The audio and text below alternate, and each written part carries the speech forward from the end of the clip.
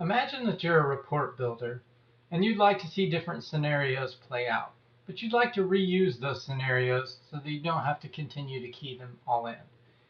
In the case of our report management, scenarios can be built in this way. So let's go out, let's simply add a new report.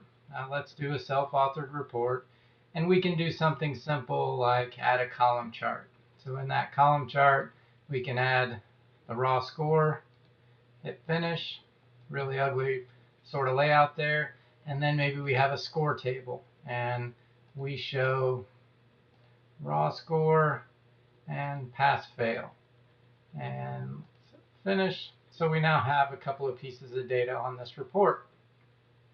And I want to go preview that report. I can click preview, and this is where the scenarios come into play. So I could say I want the raw score to be 2 and I want the pass fail to be pass. We can then create a scenario name called 2 underscore pass or something like that, save that scenario, and preview the report. Say that's not very helpful. I can do that by taking the test or something like that. The benefit comes into play where I start to make changes. Oh, now I've added a donut chart, and that donut chart has the raw score in it, and I've added something to go from red to blue, and then I click finish, and I added a new row, and I decided that this information needs to go down here in this new row, and I want to see how it displays with that exact same value. So I click on preview. I don't want to key that information in again, so I hit my 2 pass scenario, hit apply, and hit preview report.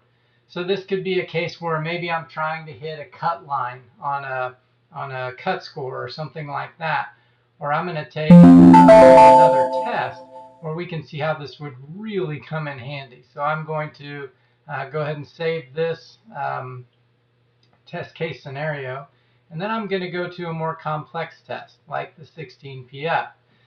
In this case, when I go out to the reports and click on a report called this mockup, and I start to preview this, I have pages and pages and pages of scores.